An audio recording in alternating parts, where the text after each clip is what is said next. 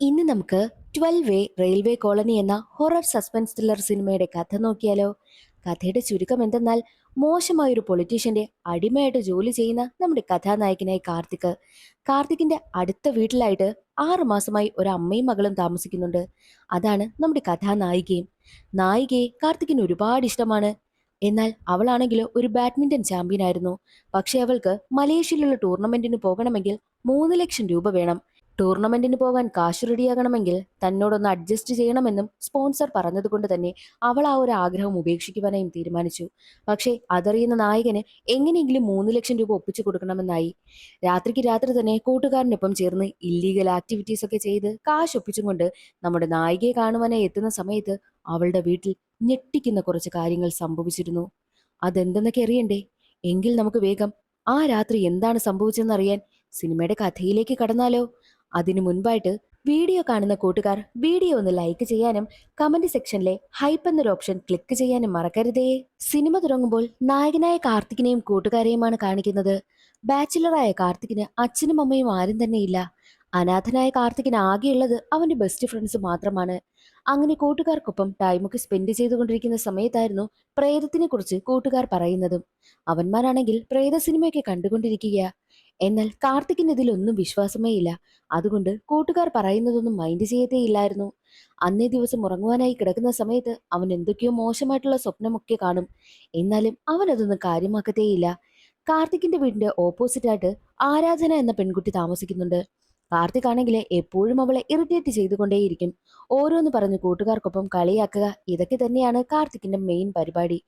ആരാധനയും അമ്മയും എന്നു മുതൽ ഓപ്പോസിറ്റ് വീട്ടിൽ താമസിക്കുവാനായി എത്തിത്തുടങ്ങിയോ അന്നു മുതൽ കാർത്തിക് ഇങ്ങനെ തന്നെയായിരുന്നു. കാർത്തിക്കിന്റെ ജോലി എന്തെന്നാൽ, ടില്ലു എന്നൊരു മോശമായ രാഷ്ട്രീയക്കാരനുണ്ട്. ഇയാൾക്ക് കുറച്ച് അടിമകളുമുണ്ട്. ഈ അടിമകളിൽ ഒന്നാണ് കാർത്തിക്കും, മറ്റൊന്നാണ് കാർത്തിക്കിന്റെ കൂട്ടുകാരനും. അങ്ങനെ ഇരിക്കെ കാർത്തിക്കും കൂട്ടുകാരും ചേർന്ന് വോളിബോൾ ടൂർണമെന്റ് നടത്തുകയാണ്. അതിൽ പങ്കെടുക്കുവാനായിട്ട് ആരാധനയും ഉണ്ടായിരുന്നു. ആരാധനയുടെ കൂട്ടുകാരുമുണ്ട്. ആരാധന സത്യത്തിൽ ബാഡ്മിന്റനാണ് കളിക്കുന്നതും. എന്തിനാണ് വോളിബോൾ കളിക്കുവാനായി എത്തിയിരിക്കുന്നതെന്നാൽ, ഇതിൽ പ്രൈസ് മണി പറഞ്ഞിരുന്നത് നല്ലൊരു എമൗണ്ട് ഉണ്ടായിരുന്നു. ടൂർണമെന്റിൽ ജയിച്ച് പ്രൈസ് മണി കിട്ടിക്കഴിഞ്ഞാൽ ആരാധനയ്ക്കും കൂട്ടുകാരികൾക്കും അതൊരു ഉപകാരമാകുമല്ലോ എന്ന് മാത്രമാണ് ആരാധന ചിന്തിച്ചതും. അങ്ങനെ മത്സരം ആരംഭിച്ചു. പക്ഷേ നിർഭാഗ്യവശാൽ ആരാധനയും ടീമും തോറ്റുപോയി. ആ സങ്കടത്തിലിരിക്കുന്ന ആരാധനയ്ക്കടുത്തേക്ക് കാർത്തിക് വരികയാണ്. എന്നിട്ടവൻ ഓരോന്ന് പറഞ്ഞ് ആരാധനയെ കളിയാക്കും. മാത്രവുമല്ല അവളെ വല്ലാതെ ടോർച്ചർ ചെയ്യുന്നു.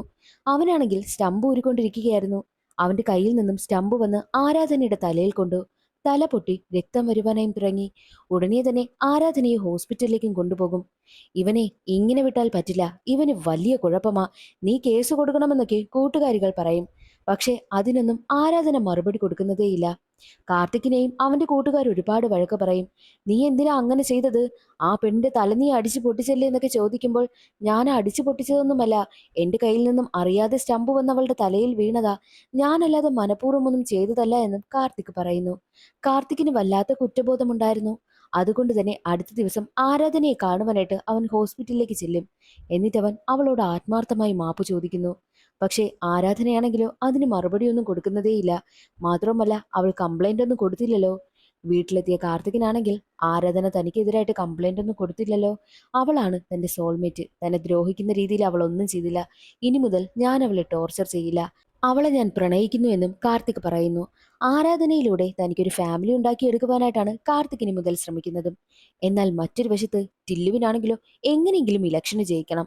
അതിനു വേണ്ടിയിട്ടുള്ള പരിപാടികളൊക്കെ നടക്കുന്ന സമയമായിരുന്നു ടില്ലുവിന്റെ സഹോദരനെ ആരോ കൊന്നതും. തന്റെ സഹോദരനെ കൊന്നവനെ താൻ വേട്ടയാടി കൊല്ലുമെന്നും ടില്ലു പറയുന്നുണ്ട്. അങ്ങനെ ടില്ലു ആണെങ്കിലോ ഒരു ഘട്ടത്തിൽ തന്റെ സഹോദരനെ കൊന്നവരെയൊക്കെ കണ്ടെത്തും. അവരെയൊക്കെ ഒരു ദയവുമില്ലാതെ വെട്ടിക്കൊലപ്പെടുത്തുകയാണ്. വെട്ടിക്കൊന്ന് ആ ഒരു ചോര കൈയുമായിട്ട് ടില്ലു നേരെ പോകുന്നതോ ഒരു മന്ത്രവാദിക്കടുത്തേക്കാ. എന്തിനായിരിക്കും മന്ത്രവാദിക്കടുത്ത് പോയതെന്ന് ഇപ്പോൾ നമ്മൾ ചിന്തിക്കും. സത്യത്തിൽ എന്തെന്നാൽ, ഇലക്ഷന് ജയിക്കുന്നതിന് വേണ്ടിയിട്ട് ഈ ടില്ലു കുറച്ച് മന്ത്രവാദങ്ങളൊക്കെ ചെയ്യുന്നുണ്ട്. സ്വാമി പറഞ്ഞു കൊടുത്തതാണ്, നീ ഇത്ര പേരെ കൊന്നു കഴിഞ്ഞാൽ നിനക്ക് ജയിക്കാമെന്ന്. ഏകദേശം ബലി കൊടുക്കുന്നത് പോലെ. ഇതൊന്നും പോരാ, ഇനിയും കുറച്ചു പേരെ കൂടി നീ കൊല്ലണമെന്നും ആ ഒരു മന്ത്രവാദി പറഞ്ഞു കൊടുക്കുന്നു. അതനുസരിച്ച് പക ഇളവി നിൽക്കുകയാണ് ടില്ലുവിന്. തന്റെ സഹോദരനെ കൊന്ന ആ ഒരു ഗ്യാങ്ങിനെ മുഴുവൻ കൊല്ലും എന്ന വാശിയാണ് ടില്ലുവിന്. മറ്റൊരു വശത്ത് മലേഷ്യയിൽ നടക്കുന്ന ബാഡ്മിന്റൺ ടൂർണമെന്റിന് പോകുവാനായിട്ട് റെഡിയാവുകയായിരുന്നു ആരാധന. ആരാധനയ്ക്ക് സ്പോൺസർ ചെയ്യുന്ന ഒരാളുണ്ട്. അയാളുടെ അടുത്ത് ചെന്നിട്ട് കാശിന്റെ കാര്യം എന്തായെന്നൊക്കെ അവൾ ചോദിക്കുമ്പോൾ, നിനക്ക് വേണ്ടിയിട്ട് ഞാനങ്ങ് വെറുതെ 3 ലക്ഷം രൂപ തന്നാൽ മതിയോ? നീ എനിക്ക് വേണ്ടിയിട്ട് ഒന്ന് അഡ്ജസ്റ്റ് ചെയ്യണം. അങ്ങനെയാണെങ്കിൽ കാശ് ഞാൻ തരാമെന്നും അയാൾ പറയുന്നു. അത് കേട്ടതും അവൾക്ക് വല്ലാതെ ദേഷ്യം വരികയും സങ്കടം വരികയും ചെയ്യുന്നു. ഒരു പെണ്ണും ചെയ്യുന്ന കാര്യമാണോ അത്? കരഞ്ഞുകൊണ്ടാണ് ആരാധന അവിടെ നിന്ന് ഇറങ്ങിപ്പോകുന്നതും. ആരാധനയ്ക്ക് എന്തോ പ്രശ്നമുണ്ടെന്ന് നമ്മുടെ കാർത്തികിന് മനസ്സിലായി. കാർത്തിക് ആണെങ്കിൽ ആ കാര്യം കണ്ടുപിടിക്കുകയാണ്. ദേഷ്യം വന്ന കാർത്തിക് ആരാധനയ്ക്ക് സ്പോൺസർ ചെയ്യുന്ന ആളിന്റെ അടുത്തെത്തി അയാളെ പൊതിരെ തല്ലും. എന്നിട്ട് അവൻ തീരുമാനിക്കും ആരാധനയ്ക്ക് വേണ്ടിയിട്ടുള്ള ആ ഒരു 3 ലക്ഷം രൂപ എങ്ങനെയും അവൻ തന്നെ കണ്ടെത്തി കൊടുക്കണമെന്ന്. ആരാധനയെ എങ്ങനെയെങ്കിലും പ്രണയിക്കുവാനായി നടക്കുകയാണല്ലോ കാർത്തിക്. കാർത്തിക്കിനാണെങ്കിൽ ഒറ്റ ദിവസം കൊണ്ട്, അതും ഒരു രാത്രി കൊണ്ട് എങ്ങനെ 3 ലക്ഷം രൂപ ഒപ്പിക്കും എന്ന ടെൻഷനായിരുന്നു. കാർത്തിക്കിന്റെ ടെൻഷൻ കണ്ട കൂട്ടുകാരനാണെങ്കിൽ, നീ വിഷമിക്കണ്ട, നിനക്ക് കാശൊപ്പിക്കുവാനുള്ള വഴി ഞാൻ പറഞ്ഞു തരാം. ഇല്ലീഗലായിട്ടുള്ള പരിപാടിയാ. ഒരു പാഴ്സൽ തരും. ആ പാഴ്സൽ അവർ പറയുന്നിടത്ത് സേഫായിട്ട് കൊണ്ടുവന്ന് എത്തിക്കണം. പിടിച്ചു കഴിഞ്ഞാൽ പണിയാ. അഥവാ പിടിച്ചില്ല, സേഫായിട്ട് കൊണ്ടുവന്ന് എത്തിക്കുകയാണെങ്കിൽ ആവശ്യമുള്ള കാശ് നമുക്ക് അവർ തരുമെന്നും കൂട്ടുകാരൻ പറയുന്നു. വേറെ വഴിയില്ലാതെ കാർത്തിക് അതിന് സമ്മതിക്കും. അങ്ങനെ കാർത്തിക്കും കൂട്ടുകാരനും സേഫായിട്ട് പാഴ്സൽ കൊണ്ടുവന്ന് എത്തിക്കുകയാണ്. രണ്ടാൾക്കും 1,50,000 രൂപ വെച്ച് നൽകി.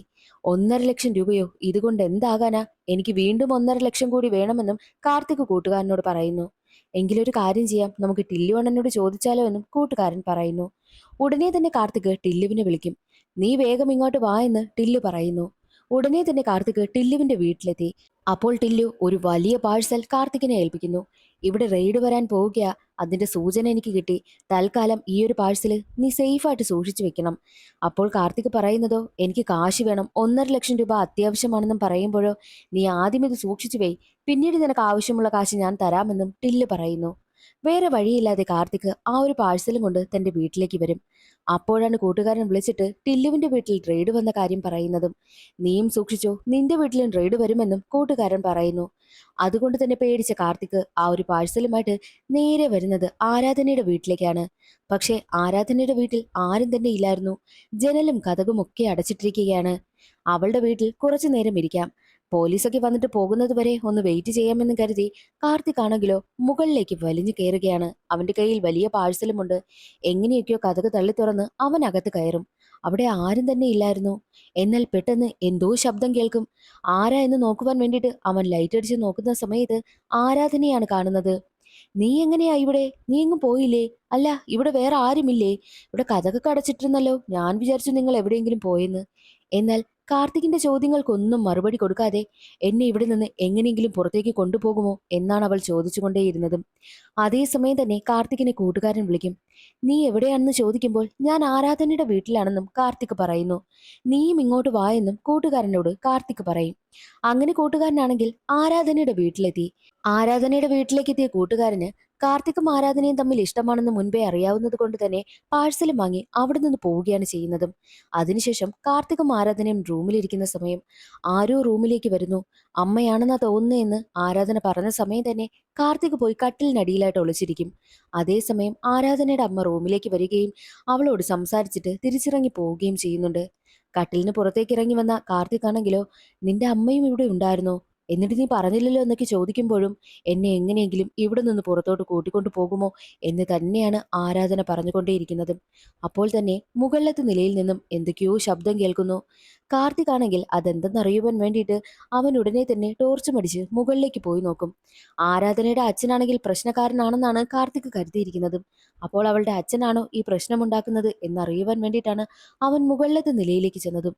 എന്നാൽ ചെന്നപ്പോൾ കണ്ട കാഴ്ച ഞെട്ടിക്കുന്നതായിരുന്നു. ആരാധനയുടെ അമ്മ രക്തത്തിൽ കുളിച്ച് മരിച്ചു കിടക്കുകയാണ്. അമ്മയ്ക്കടുത്തായിട്ട് ഒരു കരിമ്പൂച്ചയിരുന്ന് രക്തവും കുടിക്കുന്നുണ്ട്. അത് കണ്ടതും കാർത്തിക് ഞെട്ടിപ്പോകും. അപ്പോൾ ആരായിരിക്കാം നേരത്തെ വന്നതെന്നൊക്കെ അവൻ ചിന്തിക്കുന്നു. എന്നാൽ അതേ സമയം തന്നെ അമ്മയുടെ ഡെഡ് ബോഡിക്ക് കുറച്ച് അകലെയായിട്ട് ആരാധനയുടെ ഡെഡ് ബോഡി കൂടി കിടക്കുന്നു. അതും രക്തത്തിൽ കുളിച്ച്. അത് കണ്ടതും കാർത്തിക് ആകെ ഷോക്കായി പോയി. അപ്പോൾ തന്നോടൊപ്പമുള്ളത് ആരായിരിക്കാമെന്നും അവൻ ചിന്തിക്കുന്നു. അവൻ നോക്കുമ്പോൾ വീണ്ടും അവനെ കാത്ത് താഴെ ആരാധന നിൽക്കുന്നുമുണ്ട്.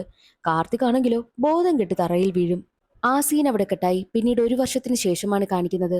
ഒരുപാട് കേസൊക്കെ തെളിയിച്ച ഒരു പോലീസ് ഉദ്യോഗസ്ഥൻ. അദ്ദേഹം അവസാനമായി തെളിയിച്ച കേസിന്റെ ആഘോഷത്തിലാണ്. എന്നാൽ അവിടേക്കെത്തിയ മറ്റൊരു പോലീസുകാർ ചോദിക്കുന്നുണ്ട്, സാർ ഒരുപാട് കേസ് തെളിയിച്ചു, എന്നാൽ റെയിൽവേ കോളനിയിൽ നടന്ന അമ്മയുടെയും മകളുടെയും മരണം, ആ ഒരു കേസിന്റെ കാര്യം എന്തായി എന്ന് പെൺകുട്ടി ചോദിക്കുന്ന സമയത്താണ് പിന്നീട് ഒരു ഫ്ലാഷ് ബാക്ക് കാണിക്കുന്നത്. അന്നേ ദിവസം കാർത്തിക് ബോധം കെട്ട് വീണല്ലോ, അവനെ ഹോസ്പിറ്റലിലും അഡ്മിറ്റ് ആക്കിയിട്ടുണ്ട്. കാർത്തിക്കിനെ കാണുവാനായിട്ട് ഈ പോലീസുകാരെല്ലാവരും എത്തുകയാണ്. കാർത്തിക്കാണ് അവരെ കൊന്നതെന്നാണ് പോലീസുകാർ പറയുന്നത്. എന്നാൽ കാർത്തിക് അല്ല കൊന്നത് എന്നതിനുള്ള തെളിവായിട്ട് കാർത്തിക്കിന്റെ കൂട്ടുകാരൻ എത്തുന്നുണ്ട്. കൊല നടന്ന സമയവും കാർത്തിക് ആ വീട്ടിലേക്ക് പ്രവേശിക്കുന്ന സമയവും രണ്ടും രണ്ടാണ്. കൊല നടന്ന് കുറേ സമയങ്ങൾക്ക് ശേഷമാണ് കാർത്തിക് അവരുടെ വീട്ടിലേക്ക് എത്തിയിരിക്കുന്നതും. മാത്രവുമല്ല, കൊലപാതകം നടന്ന അതേ സമയം കാർത്തിക്കും കൂട്ടുകാരനും കൂടി പാഴ്സൽ കൊടുക്കുവാൻ വേണ്ടിയിട്ട് മറ്റൊരു സ്ഥലത്തേക്ക് പോയിരുന്നെന്നും കൂട്ടുകാരൻ പറയുന്നുണ്ട്. അതുകൊണ്ട് തന്നെ കാർത്തിക് അല്ല ഇതിന് പിന്നിലെന്നും പോലീസുകാർക്ക് മനസ്സിലായി. എന്നാൽ കാർത്തിക് തന്റെ കൂട്ടുകാരനോട് ചോദിക്കുന്നുണ്ട്, എടാ, നീ എന്നെ കാണുവാനായിട്ട് ആരാധനയുടെ വീട്ടിൽ വന്ന സമയത്ത് എനിക്കൊപ്പം ആരാധന നിൽക്കുന്നത് നീ കണ്ടില്ലേ എന്ന് ചോദിക്കുമ്പോൾ, ഇല്ലടാ, ഞാൻ സത്യത്തിൽ നിന്നെ മാത്രമേ അവിടെ കണ്ടിട്ടുള്ളൂ. നീ എന്തൊക്കെയോ സംസാരിക്കുന്നത് കേട്ട് ഞാനും സത്യത്തിൽ ടില്ലു അണ്ണന്റെ കാര്യത്തിൽ ടെൻഷനിലായിരുന്നു. ടില്ലു അണ്ണൻ പാഴ്സൽ വാങ്ങിക്കൊണ്ട് വരാൻ പറഞ്ഞതിന്റെ ടെൻഷനിൽ നിൽക്കുന്നത് കൊണ്ട് തന്നെ നീ പറഞ്ഞതൊന്നും ഞാൻ വലിയ കാര്യമാക്കിയില്ല. ഞാൻ പാഴ്സൽ വാങ്ങി അവിടെ നിന്ന് പോവുകയാണ് ചെയ്തതെന്നും കൂട്ടുകാരൻ പറഞ്ഞു. അതോടുകൂടി കാർത്തിക്കിന് വീണ്ടും ടെൻഷനായി. കാർത്തിക് അന്നേ ദിവസം നടന്ന കാര്യങ്ങളൊക്കെ ചിന്തിക്കും. ആരാധനയും അമ്മയും മരിക്കുന്നതിന്റെ അന്നേ ദിവസം രാവിലെ തന്നെ ആരാധനയുടെ അച്ഛൻ അവിടെ വന്നിരുന്നു. അവർ തമ്മിൽ എന്തൊക്കെയോ സംസാരമാവുകയും ആരാധന മരിക്കുന്നതിന് കുറച്ചു മുൻപ് രാത്രിയിൽ തന്നെ അച്ഛനുമായിട്ട് വീടിനുള്ളിൽ എന്തൊക്കെയോ സംസാരം നടക്കുന്നതും അച്ഛൻ ഇറങ്ങി പോകുന്നതുമൊക്കെ കാർത്തിക് കണ്ടിരുന്നു. അപ്പോൾ അച്ഛനുമായിട്ടുള്ള എന്തോ പ്രശ്നത്തിന്റെ പേരിലായിരിക്കും ആരാധനയും അമ്മയും മരിച്ചിട്ടുണ്ടാവുക. ഒന്നുകിൽ അവളുടെ അച്ഛനായിരിക്കും കൊന്നിട്ടുണ്ടാവുക എന്നൊക്കെ കാർത്തിക് ചിന്തിക്കുന്നു. ഉടനെ തന്നെ അന്വേഷണ ഉദ്യോഗസ്ഥനടുത്തെത്തിയിട്ട് കാർത്തിക് താൻ ആരാധന മരിച്ച ശേഷവും അവളുടെ പ്രേതാത്മാവിനെ കണ്ടു എന്ന് പറയുമ്പോഴോ അവൻ തലയിടിച്ച് വീണതുകൊണ്ട് തന്നെ അങ്ങനെ സംഭവിച്ചതുകൊണ്ട് അവന് തോന്നുന്നതാണെന്നാണ് പോലീസ് ഉദ്യോഗസ്ഥൻ പറഞ്ഞത്. എന്നാൽ അല്ല എന്ന് പറഞ്ഞിട്ട് ആരാധനയുടെ അച്ഛൻ അന്നേ ദിവസം രാവിലെ വീട്ടിൽ വന്നതും അവരുമായിട്ട് സംസാരമായതും ഒക്കെ അവൻ പോലീസ് ഉദ്യോഗസ്ഥനോട് പറയുന്നു. അങ്ങനെ പോലീസുകാരാണെങ്കിൽ ആരാധനയുടെ അച്ഛന് വേണ്ടിയിട്ടുള്ള അന്വേഷണവും ആരംഭിച്ചു. ആരാധനയുടെ അച്ഛന്റെ പേര് ഷിൻദേവ്. ഷിൻദേവ് ഒരു ഡോക്ടറാണ്. ഷിൻദേവ് വർക്ക് ചെയ്യുന്ന ഹോസ്പിറ്റൽ കണ്ടെത്തി പോലീസ് ഉദ്യോഗസ്ഥനും കാർത്തിക്കും അവിടേക്ക് പോകും. നിങ്ങളുടെ ഭാര്യയും മകളും മരണപ്പെട്ടിട്ട് ഒരു കൂസലുമില്ലാതെ നിങ്ങൾ എവിടെ ഇരിക്കുകയാണെന്ന് പോലീസ് ഉദ്യോഗസ്ഥൻ ചോദിക്കുമ്പോഴോ ഏത് ഭാര്യയും മകളും എന്നും ഷിൻദേവ് ചോദിക്കും. ആരാധനയുടെയും അമ്മയുടെയും കാര്യം പറയുന്ന സമയത്താണ് ഒരു ഞെട്ടിക്കുന്ന സത്യം ഷിൻദേവ് തുറന്നു പറയുന്നത്. സത്യത്തിൽ അതെന്റെ ഭാര്യയും മകളുമല്ല, ഞാൻ വിവാഹം കഴിച്ചത് ആരാധനയാണെന്ന് ഞെട്ടിക്കുന്നൊരു വെളിപ്പെടുത്തൽ ഷിൻദേവ് നടത്തുന്നു. അത് കേട്ടതും കാർത്തികും ഷോക്കായിപ്പോയി. 6 മാസങ്ങൾക്ക് മുൻപ് നടന്നൊരു കഥയാണ് പിന്നീട് കാണിക്കുന്നതും.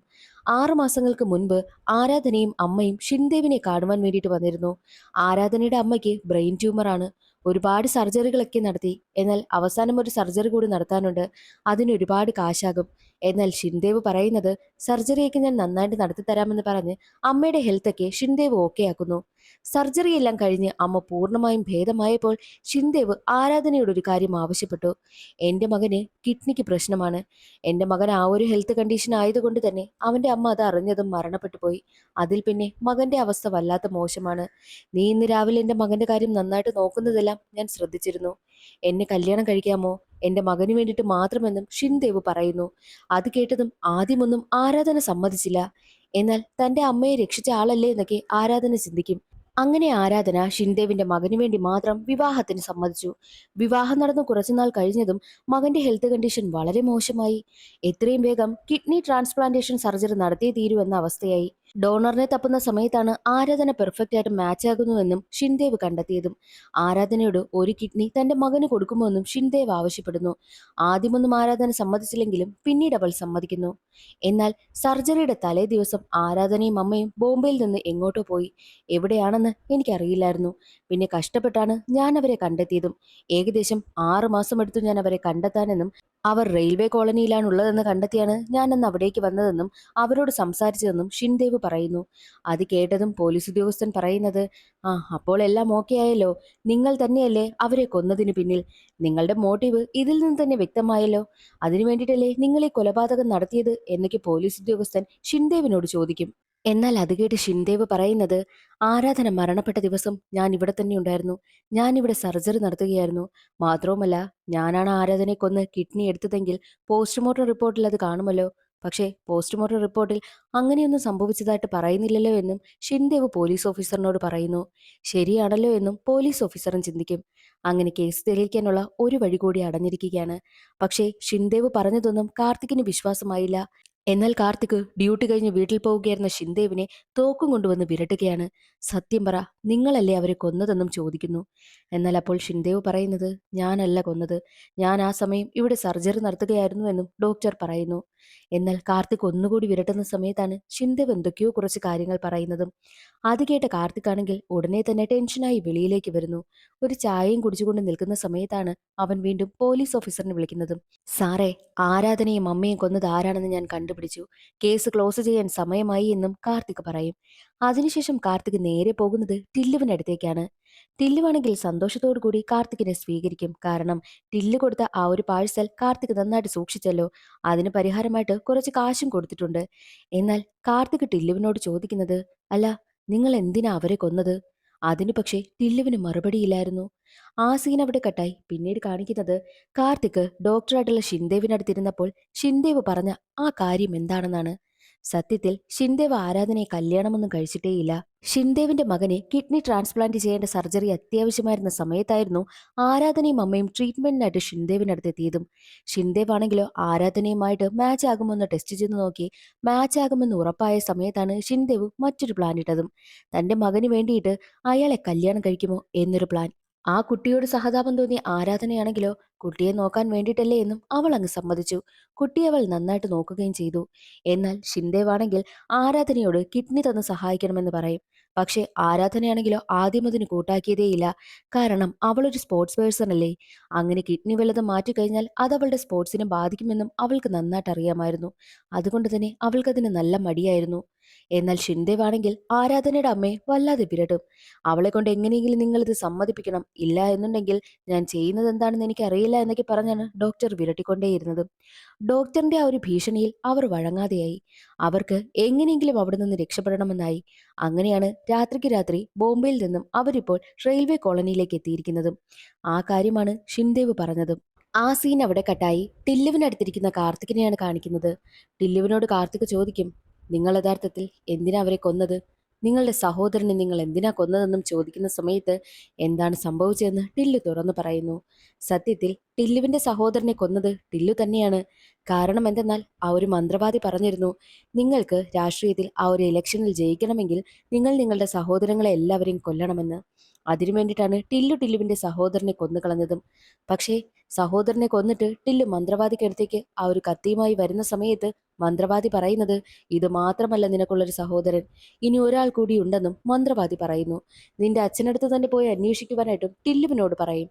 അങ്ങനെ ടില്ലു അന്വേഷിക്കുന്ന സമയത്താണ് അച്ഛന് മറ്റൊരു ബന്ധത്തിൽ ഒരു മകളുണ്ടെന്നറിയുന്നതും. അത് മറ്റാരുമല്ല, ആരാധനയാണ്. ആരാധനയുടെ അമ്മയും ടില്ലുവിന്റെ അച്ഛനും തമ്മിൽ റിലേഷൻഷിപ്പിലായിരുന്നു. ആരാധനയെ പ്രസവിച്ചതിനു ശേഷമാണ് അവരുടെ ഫാമിലി അത്രയും മോശമാണെന്നും ഇങ്ങനെ ഒരു ഫാമിലിയിൽ തന്റെ മകൾ വളരണ്ട എന്ന് കരുതി ആരാധനയുടെ അമ്മ അവളെയും കൊണ്ട് ഒളിച്ചോടി പോവുകയാണ് ചെയ്തതും. എന്നാൽ ഇപ്പോൾ ആരാധനയാണ് തന്റെ സഹോദരി എന്ന് ടില്ലുവിന് മനസ്സിലായല്ലോ.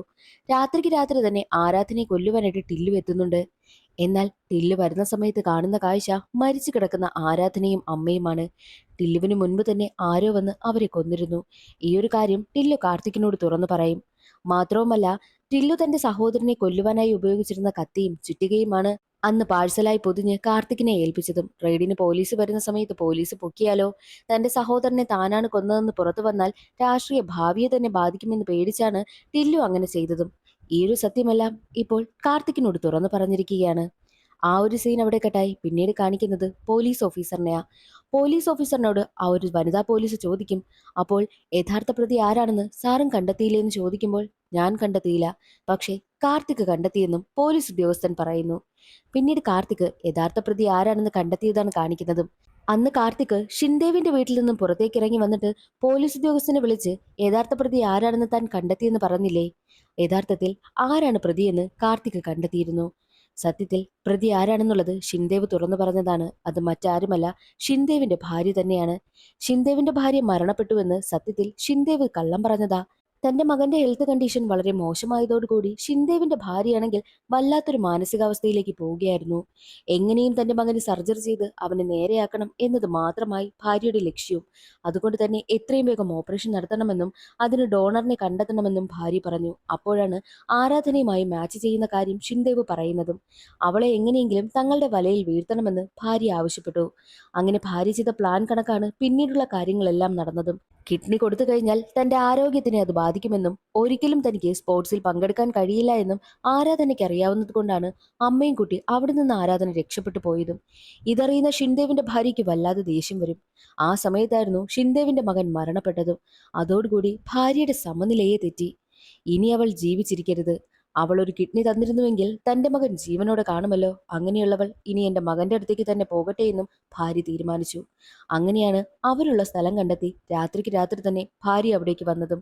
എന്നിട്ട് ആരാധനയുടെ അമ്മയോട് ചോദിക്കുന്നുണ്ട്, നിങ്ങളുടെ മകൾക്ക് ഒരു കിഡ്നി എന്റെ മകന് കൊടുത്തുകൂടായിരുന്നു?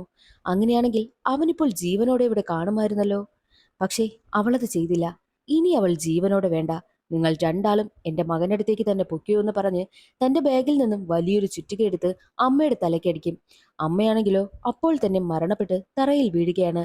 രക്തം വാർന്നു കിടക്കുന്ന അമ്മയെ കണ്ട് ഉടനെ തന്നെ ആരാധനയും ഓടിവരും. എന്നാൽ ഷിൻദേവിന്റെ ഭാര്യയാണെങ്കിൽ ചുറ്റിക കൊണ്ട് ആരാധനയുടെ തലയ്ക്ക് മടിച്ച് അവളെ കൊലപ്പെടുത്തുകയും ചെയ്തു. നിങ്ങൾ ആരും ഇനി ജീവനോടെ വേണ്ട എന്ന് പറഞ്ഞ് ഒരു സൈക്കോയെ പോലെ ചുറ്റികയുമായി നിൽക്കുകയാണ് ഷിൻദേവിന്റെ ഭാര്യ. ഷിൻദേവിന്റെ ഭാര്യയാണ് കൊലയാളി എന്ന് അറിഞ്ഞതിന് ശേഷമാണ് കാർത്തിക് ഷിൻദേവിന്റെ വീട്ടിൽ നിന്ന് പുറത്തു വന്നതും പോലീസ് ഉദ്യോഗസ്ഥനെ വിളിച്ചിട്ട് കൊലയാളി ആരാണെന്ന് താൻ കണ്ടെത്തിയെന്നും പറയുന്നത്. എന്നാൽ അതേ സമയം തന്നെ ഷിൻദേവിന്റെ ഭാര്യ അവിടേക്ക് വരികയും കാർത്തികിനെ അവിടെ കെട്ടിയിടുകയും ചെയ്തു. കാർത്തികിനെ മാത്രമല്ല ഷിൻദേവിനെയും അവിടെ ലോക്ക് ചെയ്തിരിക്കുകയാണ്. കാർത്തിക് കൊണ്ടുവന്ന ഗണ്ണെടുത്ത് കാർത്തികിന് നേരെ ചൂണ്ടുന്നു. എന്നിട്ട് അവനെ ഒരുപാട് വിരട്ടുകയും ഒക്കെ ചെയ്യും. അവനെ ഷൂട്ട് ചെയ്യുവാനായി ഒരുങ്ങുന്ന സമയത്തായിരുന്നു അതിൽ നിന്ന് ബുള്ളറ്റ് വരുന്നില്ല. കാരണം കാർത്തിക് ആണെങ്കിൽ ലോഡ് ചെയ്യാതെ കൊണ്ടുവന്നതായിരുന്നു. ഞാൻ ആരെയും കൊല്ലണമെന്ന ഉദ്ദേശത്തോടു കൂടിയല്ല തോക്കുമായിട്ട് വന്നത്. എനിക്ക് സത്യം അറിയണം, അത്ര മാത്രമായിരുന്നു. നിങ്ങൾ നിങ്ങളുടെ മകന് വേണ്ടിയിട്ട് ഇത്രയും കാര്യങ്ങൾ ചെയ്തല്ലോ. പക്ഷേ ആ പെൺകുട്ടിയുടെ ഭാവിയെക്കുറിച്ച് നിങ്ങൾ എപ്പോഴെങ്കിലും ചിന്തിച്ചായിരുന്നോ എന്ന് ചോദിച്ച് ഷിൻദേവിന്റെ ഭാര്യ ഇരുന്ന കസേര ചവിട്ടി തെറിപ്പിക്കുകയും തന്റെ കൈവശമുണ്ടായിരുന്ന ബുള്ളറ്റ് എടുത്ത് തോക്കിൽ ലോഡ് ചെയ്ത് കസേരയിൽ നിന്നും എഴുന്നേൽക്കാൻ നോക്കുന്ന ഷിൻദേവിന്റെ ഭാര്യയുടെ ഷോൾഡറിൽ വെടിവെച്ച് അവരെ ലോക്ക് ചെയ്യുകയും ചെയ്തു. അതിനുശേഷം പുറത്തേക്ക് വന്ന് പോലീസ് ഉദ്യോഗസ്ഥനെ വിളിച്ചിട്ട് യഥാർത്ഥ കുറ്റവാളിയാരെന്ന് തുറന്നു പറയുകയും ചെയ്തു. ആ സീൻ അവിടെ കട്ടായി പോലീസ് ഉദ്യോഗസ്ഥനടുത്തിരുന്ന് സംസാരിക്കുന്ന വനിതാ പോലീസിനെയാണ് കാണിക്കുന്നത്. എല്ലാം ശരി, കുറ്റവാളികളെ കണ്ടെത്തി അവർക്ക് ശിക്ഷയും വാങ്ങിക്കൊടുത്തു. അപ്പോൾ ഈ കാർത്തിക്കിന്റെയും ടില്ലുവിന്റെയും കാര്യം എന്തായി എന്നും പോലീസ് ഉദ്യോഗസ്ഥർ ചോദിക്കുന്നു. അവർക്ക് എന്താണ് സംഭവിച്ചതെന്ന് പിന്നീട് ഒരു ഫ്ലാഷ് ബാക്ക് വഴിയാണ് കാണിക്കുന്നത്. ഷിൻദേവിന്റെ വീട്ടിൽ നിന്ന് പുറത്തു വന്ന കാർത്തിക് എല്ലാ കാര്യവും പോലീസ് ഉദ്യോഗസ്ഥനോട് വിളിച്ചു പറഞ്ഞ് കോളും കട്ട് ചെയ്ത സമയമായിരുന്നു റോഡിൽ നിന്ന് പന്ത് കളിക്കുന്ന ഒരു കൊച്ചു പെൺകുട്ടിയെ കാണുന്നതും. എന്നാൽ ആ റോഡിലൂടെ ഒരു വലിയ ലോറി പാഞ്ഞു വരുന്നതും കാർത്തിക് കണ്ടിരുന്നു. കുട്ടിയെ രക്ഷിക്കുവാൻ വേണ്ടിയിട്ട് കാർത്തിക് റോഡിലേക്ക് ചാടി വീണു കുട്ടിയെ രക്ഷിച്ചു. എന്നാൽ കാർത്തിക്കിനെ ആ ലോറി തട്ടി കാർത്തിക് മരണപ്പെട്ടു പോവുകയും ചെയ്തു. സത്യത്തിൽ കാർത്തിക് മരണപ്പെട്ടതിനു ശേഷമാണ് ടില്ലുവിനെ കാണുവാനായിട്ട് കാർത്തിക് അവിടെ എത്തിയതും. ആ എത്തിയത് കാർത്തികിന്റെ ആത്മാവായിരുന്നു. കാർത്തികിന്റെ പ്രേതമാണ് അവിടെ വന്ന് അന്ന് ടില്ലുവിനോട് സംസാരിച്ചതും. ടില്ലുവാണ് അവന്റെ സഹോദരനെ കൊന്നതെന്നും കാർത്തിക് അന്ന് തെളിയിച്ചു കഴിഞ്ഞല്ലോ. അതിനുശേഷം കാർത്തികാണ് ടില്ലുവിനെ കൊന്നു കളഞ്ഞതും. ടില്ലുവിനെ കൊന്നത് കാർത്തിക് ആണെന്നുള്ളത് അതിൽ നിന്നും വ്യക്തമാണല്ലോ. എന്നാൽ ടില്ലുവിന്റെ ആ ഒരു കേസിനെ പറ്റിയുള്ള റിപ്പോർട്ട് വായിച്ചു നോക്കുന്ന സമയത്ത് പോലീസ് ഉദ്യോഗസ്ഥ പറയുന്നതോ ടില്ലു സൂയിസൈഡ് ചെയ്തതാണെന്നാണല്ലോ റിപ്പോർട്ടിൽ എഴുതിയിരിക്കുന്നത്. സത്യത്തിലെ ടില്ലു റൈറ്റ് ഹാൻഡർ അല്ലേ? എന്നാൽ ഷൂട്ട് ചെയ്തിരിക്കുന്നത് ലെഫ്റ്റ് ഹാൻഡ് ഉപയോഗിച്ച്. അങ്ങനെയാണെങ്കിൽ ഇതൊരു സൂയിസൈഡ് ആകാൻ വഴിയില്ല. ആരോ കൊന്നതായിരിക്കില്ലേ എന്നും പോലീസ് ഉദ്യോഗസ്ഥ ചോദിക്കുമ്പോഴോ ആ ഒരു പോലീസ് ഉദ്യോഗസ്ഥയെ നോക്കി ചിരിക്കുകയാണ് സീനിയർ ഉദ്യോഗസ്ഥൻ. കാരണം സീനിയർ ഉദ്യോഗസ്ഥന് നന്നായിട്ടറിയാം ടില്ലുവിനെ കൊന്നത് കാർത്തിക്കിന്റെ പ്രേതമാണെന്നും. അതോടുകൂടി സിനിമയുടെ കഥ അവിടെ അവസാനിക്കുന്നു. ഇന്നത്തെ ഈ ഒരു വീഡിയോ എല്ലാവർക്കും ഇഷ്ടമായെന്ന് കരുതുന്നു. ഇഷ്ടമായാലൊന്ന് സപ്പോർട്ട് ചെയ്യാൻ മറക്കരുതേ. അടുത്തൊരു വീഡിയോയിൽ കാണാം. അതുവരെ എല്ലാവർക്കും ബൈ.